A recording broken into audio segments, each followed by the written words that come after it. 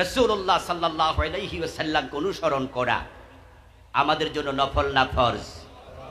কথা বলুন একটু। ফরজে কিফায়া না ফরজে আইন? আল্লাহর নবীকে অনুসরণ করা সবার জন্য ফরজ, এটার নামই ফরজে আইন।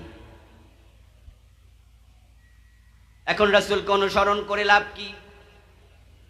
লাভ হলো আল্লাহর নবীর সাথে জান্নাত পাওয়ার সুযোগ মিলবে। قال النبي صلى الله عليه وسلم من أحب سنتي فقد أحبني ومن أحبني كان معي في الجنة। প্রিয় নবীজি সাল্লাল্লাহু আলাইহি ওয়াসাল্লাম বলেন, যে ব্যক্তি আমি নবীর সুন্নাহকে ভালোবাসবে সে আমি নবীকে ভালোবাসলো, আর যে আমার সুন্নাহকে জীবনে লালন করে আমার ভালোবাসার প্রমাণ দিল, কানা মাই ফিল জান্নাহ, সে আমার সাথে জান্নাতে ঢুকবে। নবীর সাথে জান্নাতে যাওয়ার স্বপ্ন দেখা দরকার আছে না নাই? নবীর সাথে জান্নাতে গেলে ঝামেলা কম হবে, আলাদা ছুটা পইরা গেলে বিপদ আছে। তা আমি যখন মাহফিলে যাই আমার সাথে এক দুজন সফর সঙ্গী দেয়, সফর সঙ্গী রাখতে হয়, বিপদ আপদ এই সেই, আর একা একা সফর করা রাসূলের বারণ আছে। তো মাঝে মাঝে কিছু মাহফিল আছে যে মাহফিলগুলোতে গেলে খাওয়ার টাইম পাই না, রাস্তায় লেট হয়ে গেছে। গড়ির দিকে তাকায় দেখি 9:30 বেজে গেল, 9:15 বেজে গেল। মাহফিল কমিটির জিজ্ঞাসা করি, ভাই কয়টা দেবেন? বলো, হুজুর আপনার মর্জি, তবে টাইম হয়ে গেছে, আপনি চাইলে পরে খাইবেন না এখন খাবেন? তা আমি বলি যে না, মানুষ কষ্ট পাবে, এটা আমি পছন্দ করি না, পরে খাবো, চলেন। তা আমার সফর সঙ্গী ড্রাইভার, তাদেরকে বলি তোমরা খেয়ে নাও। তা আমার সফর সঙ্গীরা আমারে মাঝে মাঝে গল্প করে বলে, হুজুর আমরা আলাদা ফাটাইয়েন না, কারণ আপনার সাথে না খাইতে গেলে তাহলে পাবলিক ভাত দেয়, তরকারি দেয় না, তরকারি দিলে ডাল দেয় না, ডাল দিলে লবণ দেয় না।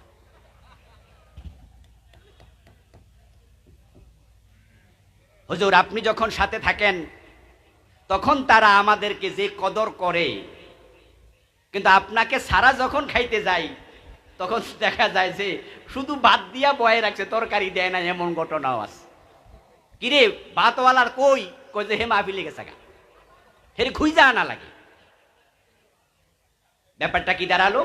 আচ্ছা আপনারা বলুন তো, মাহফিলে যে আমরা 3-4 জন গেলাম আমরা এক গাড়িতে করে, ওখানে কি 3 জন প্রধান বক্তা?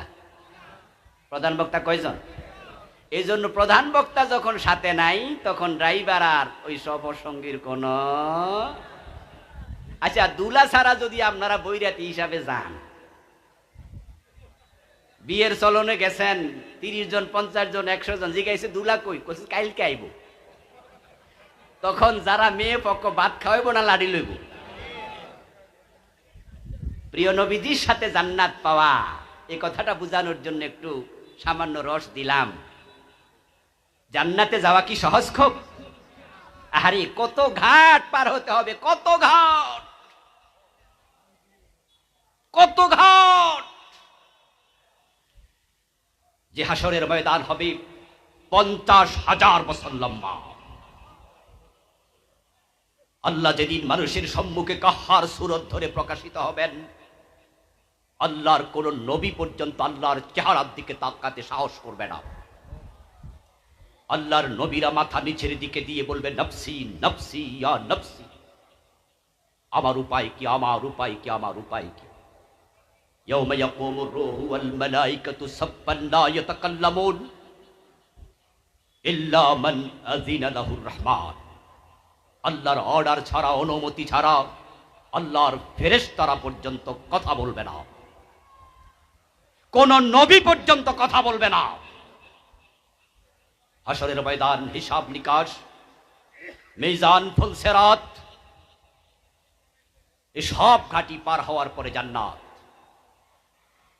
আপনাকে যদি রাসূল একা ছেড়ে দেন, আপনি মিজানে ধরা পড়ে যাবেন, ফুলসিরাতে ধরা পড়ে যাবেন, হাসরের ময়দানে ধরা পড়ে যাবেন, সব জায়গায় ধাক্কা খাবেন, সব জায়গায় বিপদে পড়ে যাবেন।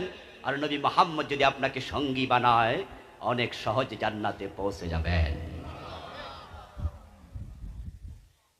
আমাদের প্রধানমন্ত্রী যখন বিদেশ যায়, প্রেসিডেন্ট যখন বিদেশ যায়, এই যে কয়দিন আগে আমাদের বর্তমান অন্তর্বর্তীকালীন সরকারের প্রধান ডক্টর ইউনূস আমেরিকায় গিয়েছে, গেছে না?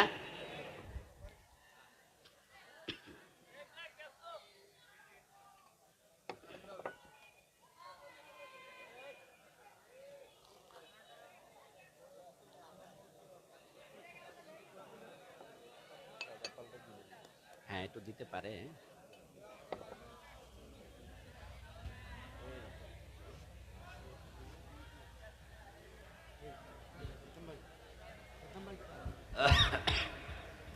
একটু জিকির করুন, লা ইলাহা ইল্লাল্লাহ, লা ইলাহা ইল্লাল্লাহ, লা ইলাহা ইল্লাল্লাহ মুহাম্মাদুর রাসূলুল্লাহ। আমার প্রিয় ভাইয়েরা, ডক্টর ইউনূস সাহেব যাওয়ার সময় উনার সাথে কিছু সঙ্গী নিয়ে গেছে কিনা? কথা বলুন না, গেছে কিনা?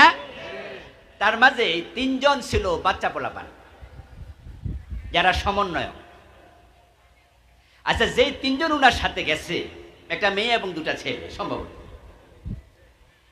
এই 3 জন ইউনূস সাহেবের সাথে যদি আমেরিকায় না যাইয়া গত 2 মাস আগে আমেরিকা যাওয়ার চিন্তা করতো, ভিসা পাইতো? যাওয়া বহু পরের কথা। আমেরিকার ভিসা পাওয়া অনেকের কাছে আকাশের চাঁদ হাতে পাওয়ার মতো। আমিও 5ই আগস্ট এই বিপ্লবের দিনে আমেরিকা গিয়েছিলাম। আমার সফর ছিল বাংলাদেশের এই চমৎকার বিপ্লব যখন হয় তখন আমি ছিলাম প্লেনে, আকাশে। টার্কিতে যখন নামলাম তুরস্ক বিমানবন্দরে, সেখানে আমি 3 দিন ছিলাম, তুরস্কে ঢুকেছিলাম। যেই মাত্র বিমান ল্যান্ড করলো, ল্যান্ড করার সাথে সাথে মনে হয় 30 সেকেন্ড কম বেশি সময়, এর ভিতরে বিমানের এমন জোরে হই হুল্লোর চিৎকার শুরু হলো। বিমানের ভিতরে চিৎকার শুনে আমরা তো এই দিক ডান দিক বাম দিক তাকাচ্ছি, কোন দুর্ঘটনা ঘটে গেল কিনা, হইচই কিসের। দেখি যে যারা চিৎকার দিচ্ছে সব ইয়াং পোলাপান, সবার মুখে হাসি। কি হলো? কই যে শেখ হাসিনা পালাইছে। আরে বলেন কি, সত্যি? বলে আরে আমরা ইন্টারনেট সংযোগ দিয়ে ইন্টারনেট থেকে দেখলাম, যারা তুরস্কে লেখাপড়া করতে গেছে, চাকরি করতে গেছে ওরাই। কারণ আমরা তো বিমানে সেখানে ইন্টারনেট পাবো না, ওদের তো অনেকের সিমের সাথে ইন্টারনেট কানেক্ট আছেই।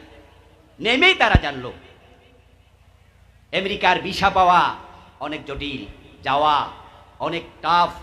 কিন্তু 3 জন যখন ডক্টর ইউনূসের সাথে গেছে, শুধু কি ভিসা পাইছে নাকি ও দেশের কালো পোশাকধারী পুলিশের সেলুটও পাইছে? ইয়েস, আপনারা ভিডিওটা দেখবেন, ভিডিও আছে। ডক্টর ইউনূসকে যখন তারা এয়ারপোর্ট থেকে রিসিভ করে, ওনার সফর সঙ্গী যারা ছিল সবাইকে রাষ্ট্রীয় প্রটোকল দিয়েছে, সেলট দিয়েছে। আমেরিকার সরকারের পুলিশ সেলট দিয়া এই বাচ্চা পোলাপানগুলোকে রিসিভ করেছে। এগুলো কি পোলাপানের যোগ্যতা না ইউনূসের সঙ্গ পাওয়া? 1450 বছর পরে আমরা দুনিয়ায় এসেছি প্রিয় নবীজির। ওনাকে দেখিনি, সাহাবী দেখিনি, তাবি দেখিনি, তবে তাবি দেখিনি, ওলামায়ে মুতাকাদ্দিমিন দেখিনি, মুতাআখিরিনদেরকে দেখিনি। আমাদের আমলের অবস্থা বড় খারাপ।